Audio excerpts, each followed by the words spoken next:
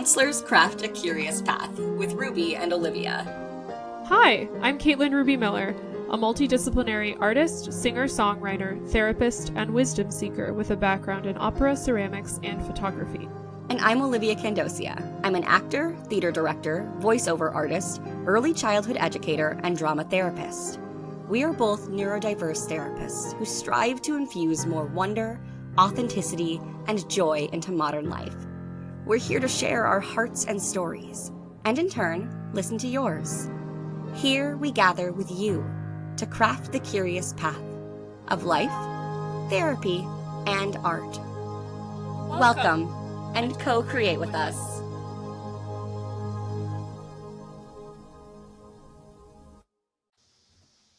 Hello, everybody. Welcome to Counselors Craft a Curious Path. Hi, Caitlin. Woohoo! Hi, Olivia! Welcome to your beautiful kombucha drinking. Yes, it's a And your weird thing. face looks so fresh. Thank you. I just took a shower. Yay! We love it. We love the kombucha glow. It's actually, I've been drinking more water and kombucha, and I am noticing the difference. What a Yeah, contrast, right? yeah. Oh man. So today, and I are in the process of launching and filling our Discover Yourself Tarot group, and we were thinking about creating episodes that could help the participants tap into the different archetypes within themselves. So we've done two episodes on the Fool. We've done an episode on the High Priestess, Empress, the Emperor. We haven't done the Hierophant, who's like the priest, male priest. We haven't done the Lovers, and we haven't done the Chariot, and we also haven't done the Magician. So we're gonna try to fill the gap over these next few recordings. And today we were thinking about doing the Magician. So, unless you want to jump into something, I can talk about the meaning of the No, let's talk Magician. about the magician. Okay. Okay. So I decided there's this great website called Labyrinthos that I've been using for quite a few years around tarot, and I'm just gonna start by reading their Wait, description. can you walk us through what that app is? Oh, so I don't know if there's a paywall associated with it, but what I did is Labyrinthos. You can actually learn the tarot and it helps you go through each one and learn the meaning of the cards. You can also do readings for yourself on it, and then they have other like resources and it's great. And it helped me learn the meanings of the cards. Sweet. Okay. Yeah, and it's Awesome. easy. I feel like I swear the person who made this is like a super witchy techie, like 30 something year old. Like it has very much like aesthetic millennial, but also you learn something vibes, which is great. It's my vibe. We're there. Cool. Yeah. So the Magician is the number one card, even though it's the second card, but the card associated with the number one of the Major Arcana. The Major Arcana is the part of the tarot deck that has the most archetypal meanings and the part of the deck that Olivia and I are pulling from for our group. So the Magician as the first card, upright keywords, willpower, desire, being resourced, skill, ability, concentration, manifestation. These are some different images of the Magician um, for people who are watching the video, and then I also have the Magician card pulled up in my mini deck. So this is the Rider-Waite-Smith Magician card. And you can see there's like different elements on the table. So there's a cup, a pentacle, a sword. He's holding what kind of looks like a wand and also a candlestick. And then there's also a stick on the table. And so those are actually the four suits of the tarot. There's pentacles, which is the coin, cups, swords, and sticks. And so He's got them one, all. yeah, so what I think about the magician is like he has all of the elements of the entire rest of the tarot deck like on his table, and as a magician, he can play with them in different combinations, kind of like an alchemist, which I'm, by the way, deep diving on alchemy lately. Love Oh my it, gosh, we'll have obsessed. to have an episode because I am fascinated and would love to hear more. Yay! Yay! Okay. The Magician Tarot Card Description. This is from Labyrinthos. The Magician is one tarot card that is filled with symbolism. The central figure depicts someone with one hand pointed to the sky. I'm going to hold this up while I'm doing this. While the other hand points to the ground as if to say, as above, so below. as a side, as above, so below is one of the maxims of hermetic principles, which is like a big witchcraft thing. Yeah, I'm like, why have I heard this before? Yeah, I think it's like one of the axioms of hermetical thinking and is a big part of like witchcraft. Hmm. This is a rather complicated phrase, but its summarization is that Earth reflects heaven, the outer world reflects within, the microcosm reflects the macrocosm, Earth reflects God. It can also be interpreted here that the magician symbolizes the ability to act as a go-between between the world above and the contemporary human world. On his table, the magician also wields all the suits of the tarot, which I highlighted before. This symbolizes the four elements being connected by this magician. The four elements being earth, water, air, and fire. The infinity symbol on his head indicates the infinite possibilities of creation with the will. Hmm. So, I'm going to say a little bit more because I love whoever wrote this. Yeah. The magician is the representation of pure willpower. With the power of the elements and the suits, he takes the potential innate in the Fool, which is a card Olivia and I very much love, had a blast doing it last week, and molds it into being with the power of desire. Hmm. He is the connecting force between heaven and earth, for he understands the meaning behind the words as above, so below, that mind and world are only reflections of one another. Remember that you are powerful, create your inner world, and the outer will flow. I'm going to do a little bit more, Olivia. When you get the magician in your reading, it might mean that it's time to tap into your full potential without hesitation. It might be your new job, new business venture, a new love, or something else. It shows that the time to take action is now, and any signs of holding back would mean missing the opportunity to become the best version of yourself. Hmm. Certain choices will have to be made, and these can bring great changes to come. Harness some of the magician's power to make the world that you desire most. Um, So it's a combination of the fool and desire, just the concept of desire. Yeah, that reminds me, I forgot exactly what the quote is with witchcraft, but the combination of magic is the combination of will and something like the oh man, I want to figure this out now. Um Magic This and is interesting because the fool is like it'll just wander around, and it seems like the difference here is that action piece. Yeah. yes, yeah, that is definitely a way to say it. So like the fool is um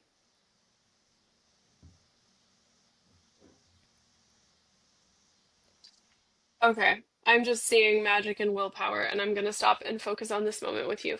Um, so yeah, the fool is like wandering, jumping off a cliff with a dog kind of playing around. Here, I have it right here. And then the magician has like harnessed more energy and has more desire. Oh, I think it's desire and will together. And then the magician, if you see like his stance, he's Yeah. like ready to cast a spell. And Interesting. the acknowledgement of the power of like all the elements are on the table. Hmm. And so a lot of artists will talk about how the magician is like the artist card. It's what artists really relate to. Like we have all of the symbols of the material world at our fingertips, and what shall we do with them, and what art shall we create with them? Oh man, that makes me think of my identity crisis in my 20s of like, here's all the stuff that you're really passionate about, figure it out. And I felt Yes. more like the fool. Although I was taking action every step of the way, but it felt very foolish in the action Oh yeah. taking. um, Oh yeah. yeah, Yeah. So, are you ready to role play the yes, I magician would in love me? to Okay. explore the magician in me. Okay, and I'm just gonna, for listeners who maybe have not heard the other Mhm. episode, the idea that Olivia and I are experimenting with is similar to internal family systems. There's a part of me, Caitlin, and a part of us all, but in this episode, there's a part of me, Caitlin, that embodies the archetype of the magician. So when Olivia is interviewing me as the magician, I'm not just the magician, I am the magician in Caitlin. And so because we're using that framework, we can have much more powerful like insights into ourselves and what we want to do with our life because we are playing the magician in ourselves. We're not just playing the magician out in the collective Generic unconscious. version, yeah. By Yeah. personalizing it, it becomes more effective. Yep. Yep. Yeah. Awesome. All right. Magician in Caitlin. Would you like to give yourself a name? Hmm. Dumbledore. Dumbledore. Hello. Dumbledore. Where You are know you? what? I want a different name. I Change it up. think um the all-seeing eye. Oh, all seeing Yeah. eye. Okay. So, all seeing eye, from your name, it sounds like you are all seeing. Where are you in the space with Caitlin at this very moment? I am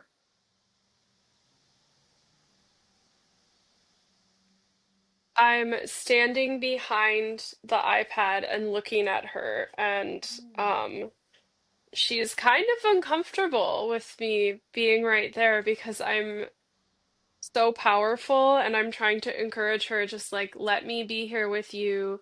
Caitlin, you are a powerful witch, mm, and it is time to just own it. It's mm. happening right now with Olivia, and you are safe to do this with me. How long have you been that present? Because that sounds pretty intense present. Is this a new thing where you've been this much at the forefront for her? No, no. No. It was, I think about 7 years ago, Caitlin had a boss who told her that she was a witch, and she was just flabbergasted and almost disgusted by the idea, and it felt very, I wouldn't say disgust. She was overwhelmed and caught off guard by Okay. being called a witch. And I, as the magician, am like, I'm considering myself one of the major parts of her that exemplifies her identity of being a witch. Hmm. And so she kind of ran away from it. And she's been into tarot for quite a long time, but the idea of magic was scarier for her. I think that she's afraid of being viewed as crazy or too alternative to like family members, to not so much friends, definitely family and like the public at large. Sure. But yeah, It sounds like you are very magic based. I'm what yes, I yeah. are there other parts of you, the magician, the all-seeing eye, that Mm. exist beyond the magic, or is it mainly that magic part that? Does that make sense? I actually think I'd rather just be called wizard. I Sure. think all-seeing eye relates a little bit too much to God. So, as the wizard, I would say there are many parts of Caitlin that are magical, but I'm sort of like the person that all of those parts go to. So, sort of like the wise elder of the magical parts of Caitlin. Gotcha. And when you say magical, what do you mean? The parts of her that can find portals between what is seeable Hmm. and what is knowable with what is unseen and what is mysterious. So I help the bridge between the unknown and the unseen and the seen and the known. Wow. So that sounds like a lot, and I can imagine people listening are like, "What the heck does that mean?" Yeah, So exactly. That's why Caitlin hides me. she hides you because you're hard to understand? Yeah, Mm, and I'm heretical in today's society. sure. I'm also heretical to much of the therapy industry, in fact. Interesting, but it doesn't sound like you're hidden right now. It sounds like you're like in her Oh, face. I'm here with you. Okay, but this is not. Yeah. Where would you be if we were not together right now? If Caitlin was alone, I would be with her. If she was with other people physically, she would try to take the temperature of how safe is it to Hmm. talk about alchemy, to talk about magic, to talk about hermeticism. Hmm. Interesting. I mean, witches were burned at the stake, correct? Correct. Are you? How do you feel about that? About her kind of I think subduing you sometimes? about her what? Like subduing you, putting you off to the side. Um, I hope for her a future in which I can be integrated into every interaction she has with every person while still acknowledging that like that directly verbally acknowledging wizardry or witchcraft or magic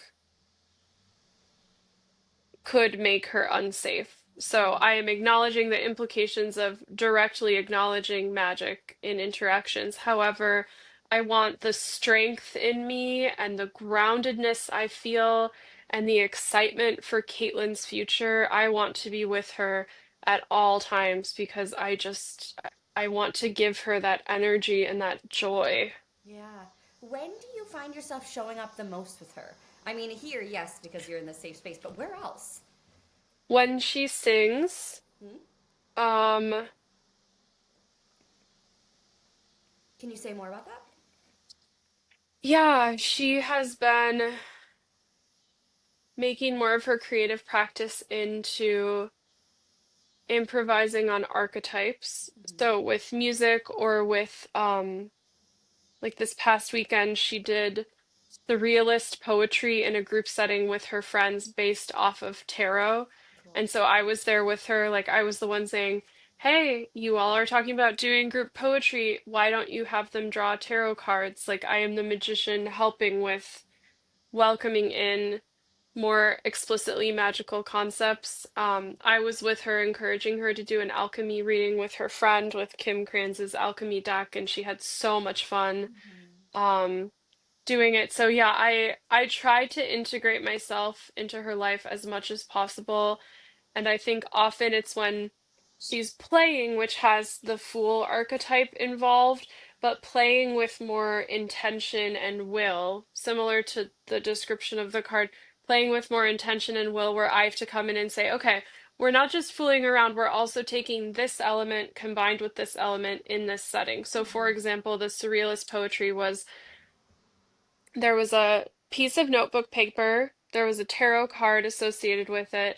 Four people in a group, including her, wrote one sentence, folded it, then the next person writes another sentence, but with the piece of paper, they also get the tarot card. Hmm. And so, as the magician, like almost like a baker, like that was the recipe I gave to her in that moment to say, this is the magical recipe we're using, and I'm there's actually saying the word structure. recipe in my head when I'm listening to you speak. Yeah. I, it's interesting because when I think of you, just the generic version of you, I think about just like taking action in anything, but you seem to be very magic based. And I Mhm.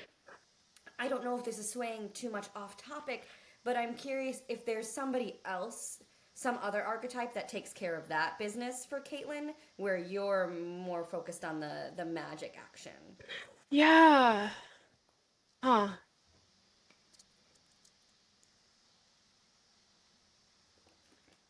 So your question is there an archetype in Caitlin that Yeah. helps with sort of implementation, doing? Yes, because Caitlin to me is a very action oriented human.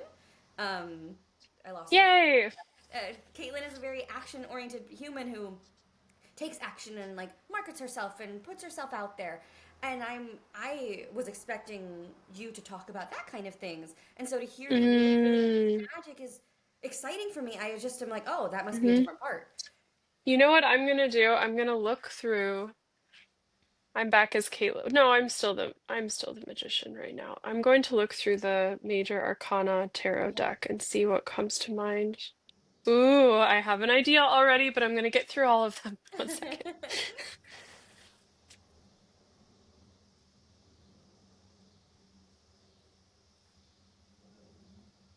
Mm,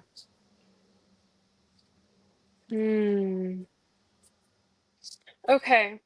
So if I think about action and implementation, the card that comes up the most for me is this, which is Strength. And the Strength card is the 8 card of the Major Arcana.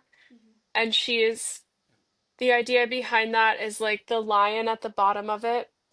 Caitlin, the lion is action and putting herself out there, and the woman is interacting with action and power all the time. And essentially, if Caitlin's life was um, a furnace from wood and fire, the strength card would be the card putting the wood into the fire. And so I might be lighting the fire, but the strength card is the one just like pushing and pushing. And a couple of other cards that come up with archetypes is the Wheel of Fortune card, which is all about like you're just moving around and whatever fate has for you. And this is a very movement-based card. So I think some of Caitlin's, like when you're talking about putting herself out there, it's just like, this is fate. I'm gonna sprinkle some energy into the winds of fate. You know, And then the other card that Caitlin loves and relates to a lot is the star. And the star also the action of pouring the water into the land, pouring the water into the river, and just the movement of it. So oh, I this feel is like I'm helpful. more cognitive and sort of like, what is the recipe to implement as the magician? Mm. And then the other cards are more of, okay, you're going to do this. I can acknowledge it's difficult, but I'm sort of the mastermind. Interesting. No, this is helpful. I'm also like noticing that I am having a hard time even knowing what to ask because it is so abstract in a sense, this idea of magic and what that means. And Oh, I, yeah. I, Olivia, don't have much experience with that. And so there Mm-hmm. is this like, it's almost mirroring probably what she goes through every day of like not knowing how to communicate with people because they don't know or they're gonna judge it or they're just confused. And Hmm. I I don't feel like, oh my God, this is so dumb, but I am very much like, I don't even know what to ask you. So what would you encourage people who don't know what to ask and wonder, Yeah, what can we wonder and learn? that's interesting. I think your response to me is exactly, I think this is what you're saying, mirroring Caitlin's ambiguity and how to communicate my presence in her to other people. And I think she often does it very internally.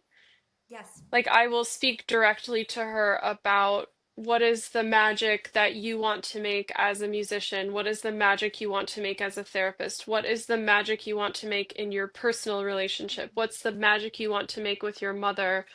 And then a lot of my conversations with her are very private and so powerful. Yeah, and the language we don't have. We, the public, have no idea what those conversations are.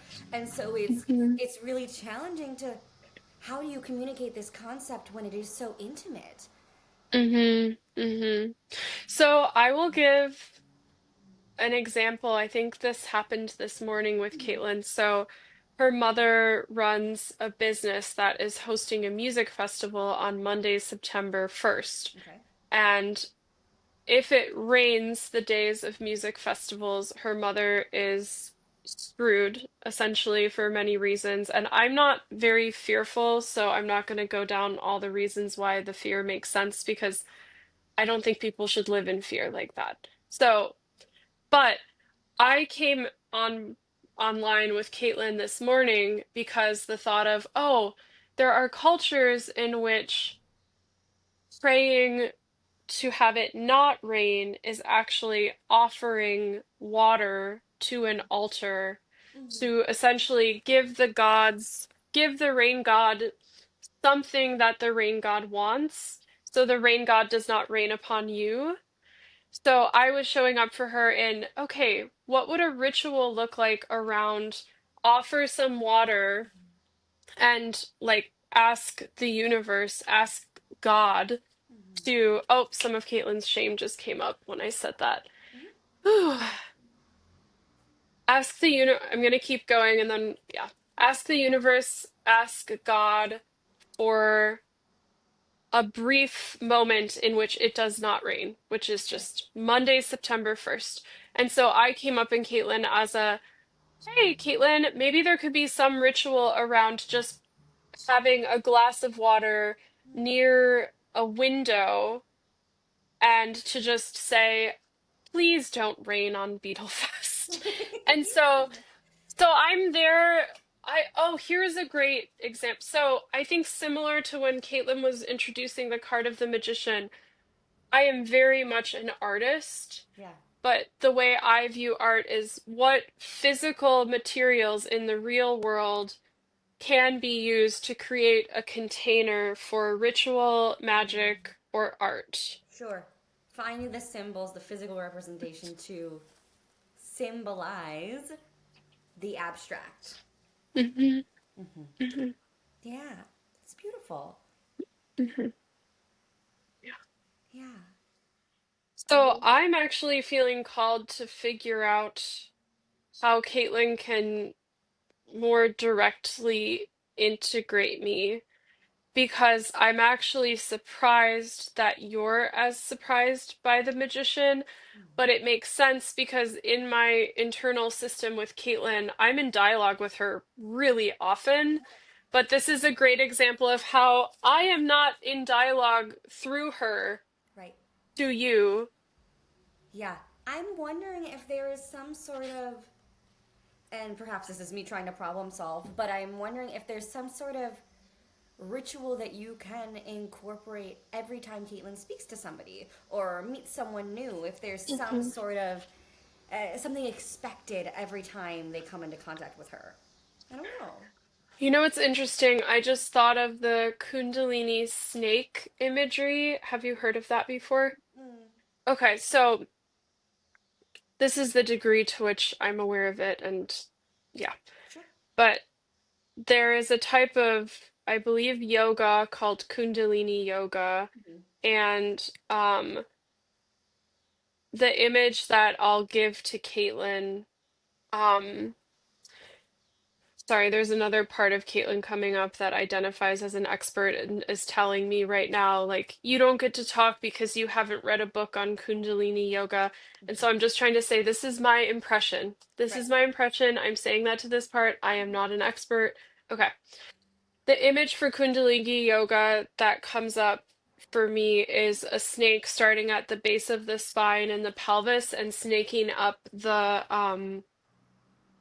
spine up until like the head.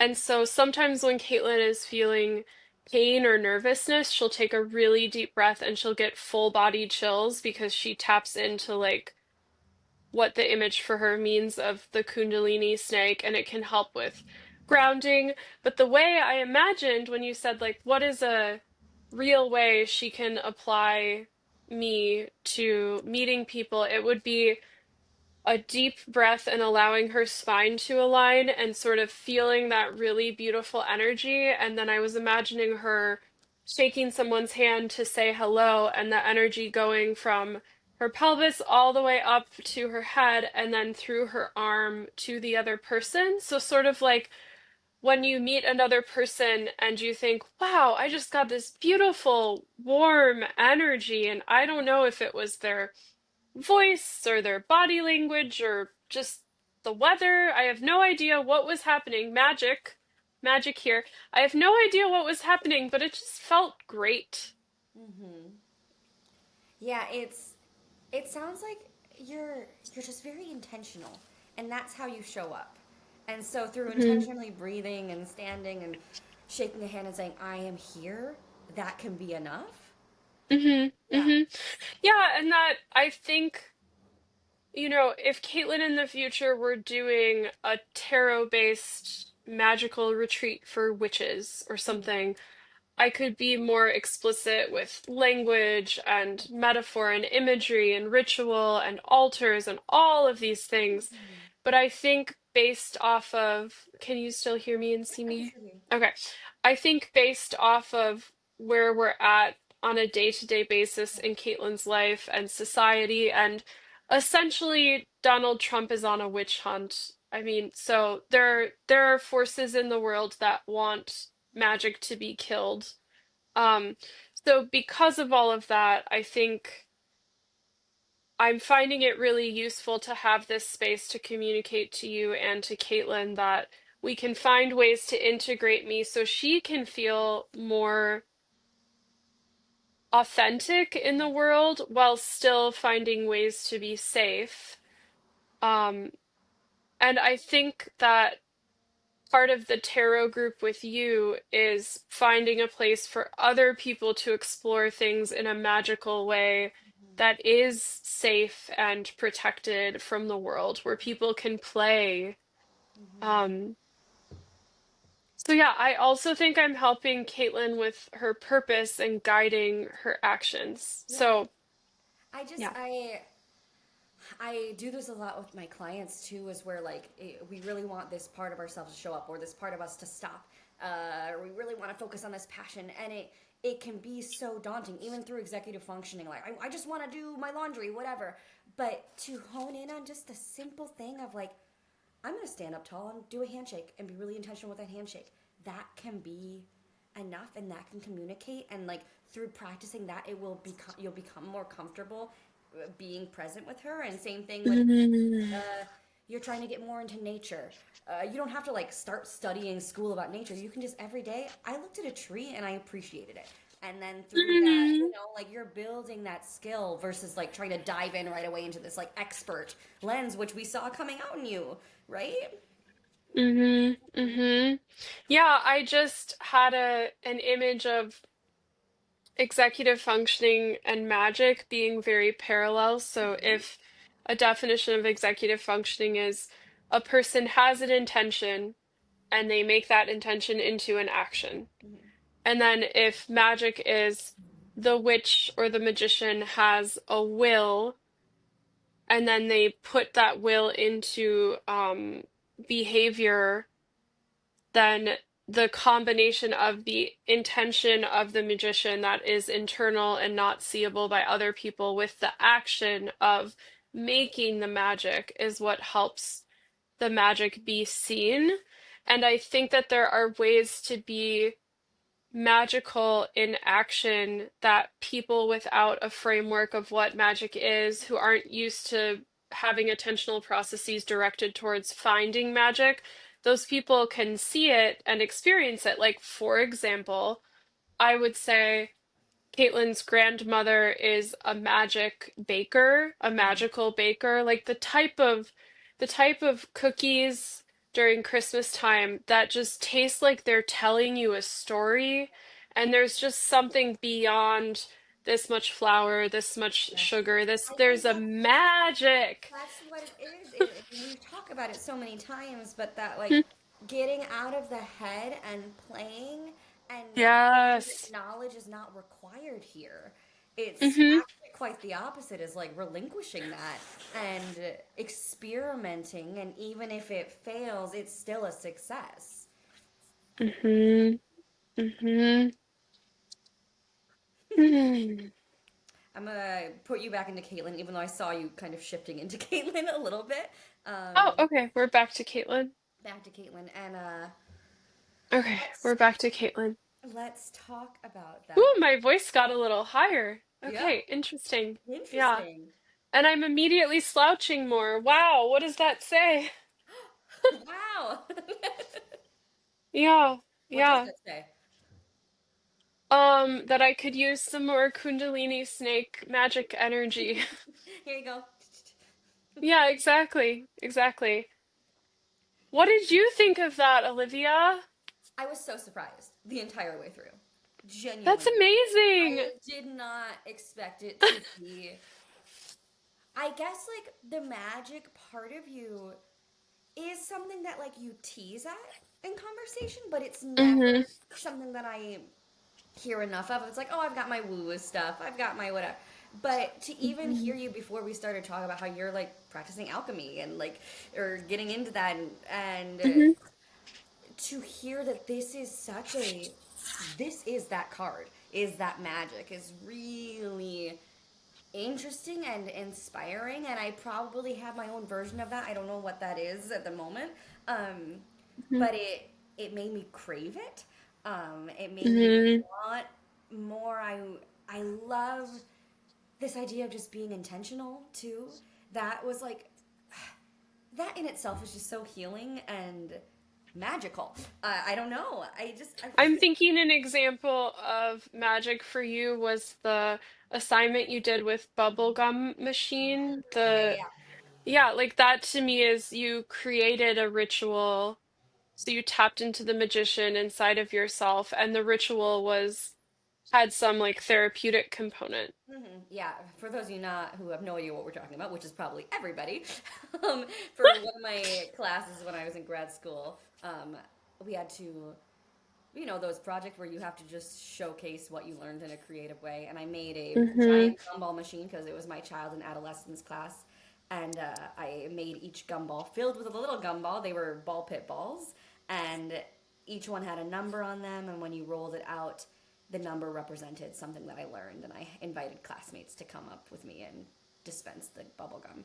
Um, I think for me, it is that idea of creating.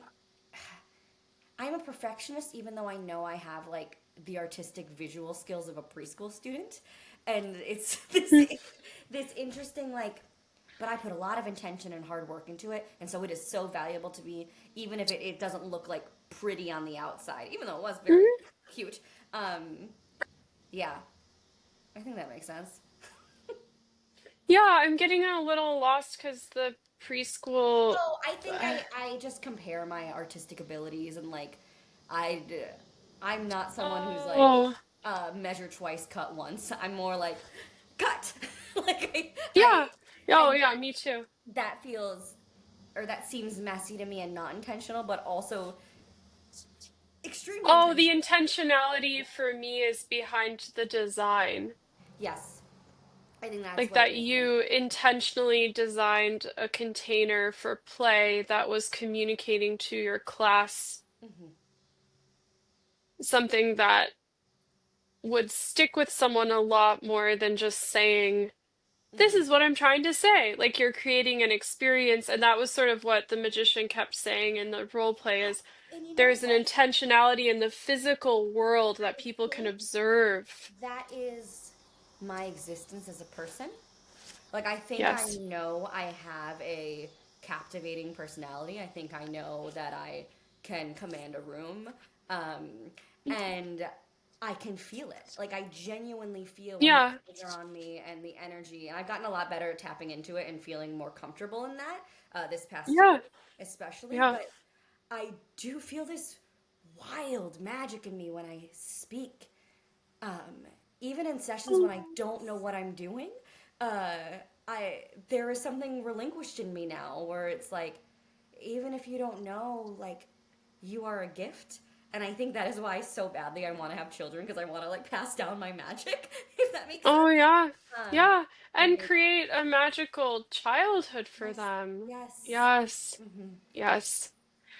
Yeah, that's interesting. I would say that the will in your heart to give beautiful therapy, that will is strong enough that your brain can go offline a little bit, Hmm. and the will manifests into the words you're saying to the client, and it becomes a beautiful experience. Yeah, and it's a genuineness too, right? Like, Oh, yeah. and that I think is what makes the difference. Is I'm not thinking about those skills anymore that I have to use. It's more of like I really want to be present with you and hear what you're saying, and yeah, just be here with you. Hmm. Hmm. Hmm. Yeah, So yeah, I feel like my takeaway from the please. role play as Caitlin was finding ways to essentially come out of the closet more as a witch, and I think that your um point about our relationship, which should theoretically be a place that I talk about it even Hmm. more, is a sign of like, oh yeah, I don't talk. And so I think that tapping into the magician today is helping me with finding language to express magic to other people in many different contexts. I mean, I think there's magic in writing a poem. Um, there's, I was talking to someone recently about a person they just broke up with who won't stop asking to get back together. Like this person has tried now 4 times to get back together with the person in my life. And I told them recently, let's say this person's name is John. I said, you know what? You do not need any justification for why you're not willing to be with John. The whole story could just be the era of John in my life is done, period. Because this person who's a woman, there was a lot of like, well, I broke up with John now for a third time, and this third time I was telling him, well, it's because of this and that. It's like, whoa, we don't need justification. We don't need 100 reasons. Like, the era of John in your life is done, period. You can move on. You don't. So I feel like me saying that to that person in that moment was a sort of spell, like a concise Mm. and, oh, is it Yep, breaking you're up? good. Okay. The era of John is over in your life is a concise way to cast a spell of like, this is just done and it can be done and that's fine. Like, does that does It that make does. It sense? does. Yeah. It's these words have power that you're saying, and you know that there is power in them. Mm-hmm. Hmm. Mm-hmm. Do you have like mantras or spells that you say out loud? I'm curious if there's. No, I've been working on that though, and it's interesting. Recently someone shared with me a prayer that they do verbally, a verbal prayer that they say out loud every day. And it sounded so much like a spell to me. Mm. Just so I would say a way that I can incorporate the magician into my life more that is outward is being more explicit about poetry and sharing poetry, and also sharing in the sharing of it that it relates to magic. So I'm actually thinking now doing a video where I share the surrealist poetry we wrote this weekend and then talking about how magical like the specific container was. Hmm. And also there was almost a telepathic element because me and my friend we did it in a dyad for a little bit because the other people went to sleep. And we just got on the same wavelength. Like I would write a sentence about mist and he would write a sentence about a river, and we folded it each time, so literally not seeing the previous sentence at all. And so, like, sharing that on top of here's the poem, because I think I practice magic a lot, but I'm not explicit about I'm doing something that I would consider magical. And the whole point is I'm encouraging other people to step into their power and tap into their magic as Yeah, well. Like I'm not just sharing it for no reason. I'm sharing it because like we need to tap into our power. Like this totally. is go time. It makes me think I went to an expressive therapy summit a couple years ago, and one of the activities we did was we each had a minute to write a story, and then we flipped it, and then the next person just began by just seeing the last sentence of it, right? And so by the end, Oh, we had a yeah. whole story that they just connected from the last sentence of each, and Mm, it wasn't explicitly magic, but it could be a great introduction to people of like, okay, what did you experience? What was that like? And then we can introduce that theme however you want. hmm I also think the tarot group is very magical in the sense of like we're creating a certain amount of a container within it with Mhm. parameters to create like I guess the cookie that we're imagining, but the exact amount, like how it actually tastes when it turns out, we're creating enough of a container where that's still a mystery. Yes. Um, and that's the magic because then the people are participating, they know that they're putting their stamp on it and their intent and their will, and that it's not just happening because we're robots going through the And motions. it's funny because I Um, think I don't remember which card it is, and I don't know if we're gonna keep what we have in our lesson plan is the word I'm thinking of. Group plan. We had mhm, something of like the recipe for whatever, and yep.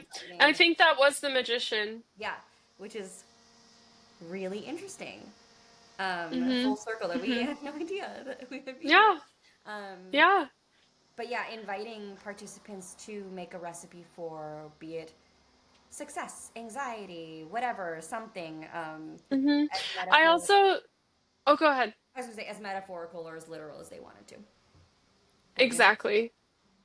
I think that group too, we had at the end of it creating an altar Yes. to, yeah.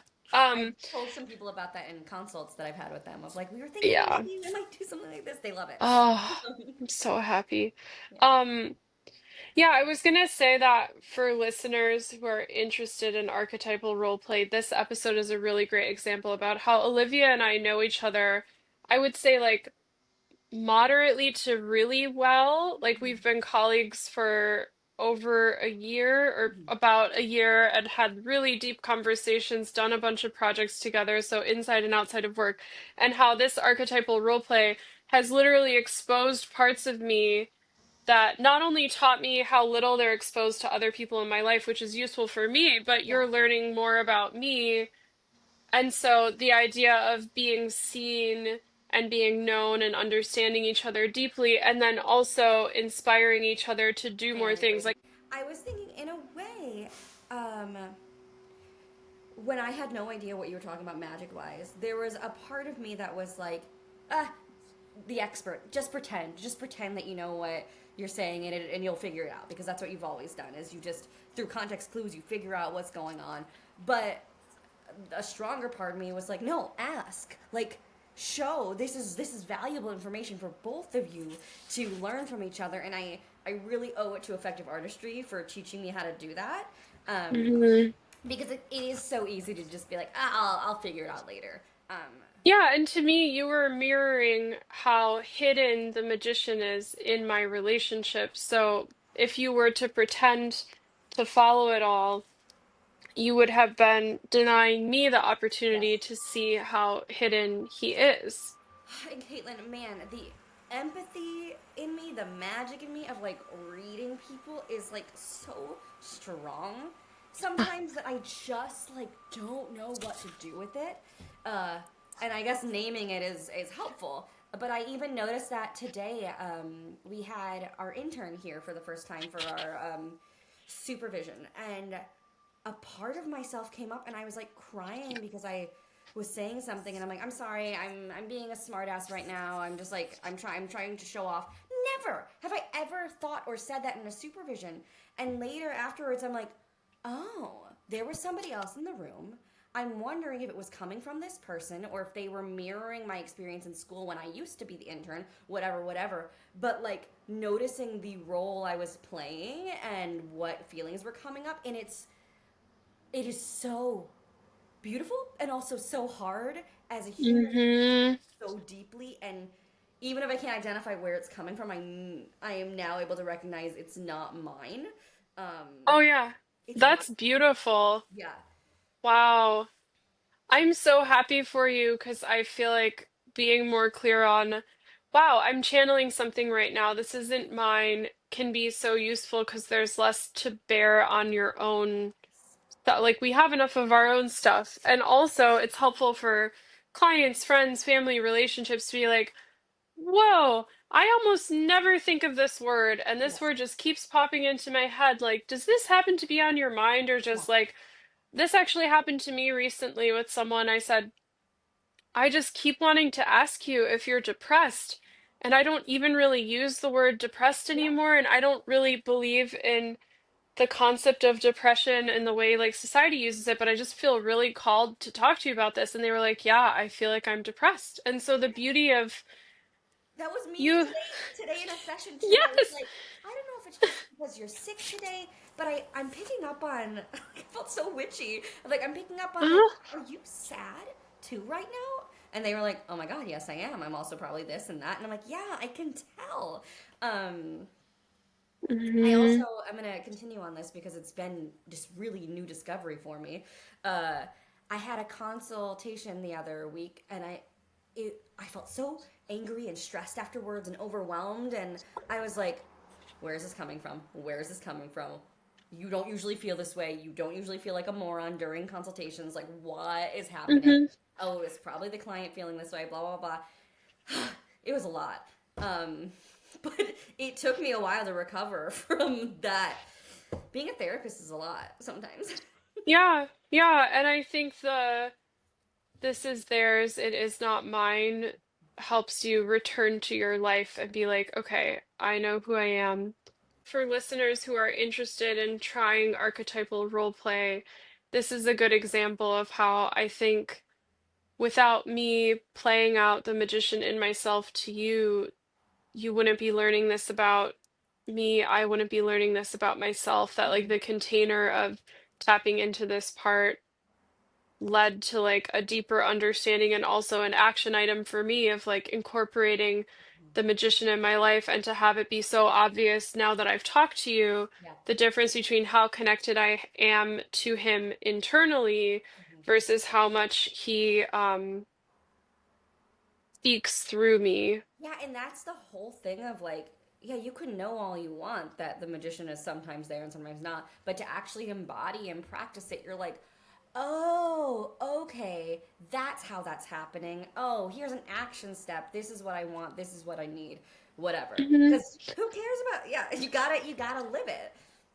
And you know what's so interesting, Olivia? Going into this episode, I thought to myself, I do not know how I'm going to play the magician. I have no idea how Yeah. he's going to come up. I don't even know how I relate to this card. And then we started I literally, like, I can imagine hours of conversations with the High Priestess and the Empress and the Fool. But the magician, I was like, I don't know. And then you create the container and it just happens. You Yeah. get in a flow state. Yeah. So, yeah. So, Olivia and I are therapists at Effective Artistry. We do individual, couples, family therapy. We're launching a group called Discover Yourself Tarot, where we practice similar to this archetypal role play with the major arcana. If you're interested, Olivia also does in-person sessions, which is great. Um, yeah, and if Illinois and you, Wisconsin. I'm in yeah, Illinois. Illinois and Wisconsin, yeah, and then groups are worldwide, and yeah, I am really glad to be here with you, and I'm excited to explore. So, the rest of the seven we have left Yeah, give it to us. are Before we. the Hierophant, which is the male version of the High Priestess, so like the male Hmm. priest. The Lovers, I'm very excited to role play this. So, the Lovers is the 6 card, and the Chariot is the 7 card. So I liked in this episode how we read through a description of the card, and that's how we have the group structured too. So I think we can do that for listeners with the ones that are more niche, like Mhm. Hierophant. Yeah, I was like, I What? don't even recognize that name. Did we even make Yeah, yeah. it? It's essentially the priest, like the male, and then Yeah. the high priestess is the, yeah. Um, and so the internal feminine high priestess, external feminine empress, internal masculine hierophant, external masculine emperor. So the cards mirror each other, but yeah. But yeah, we're happy to be here with you all. Yeah. Bye.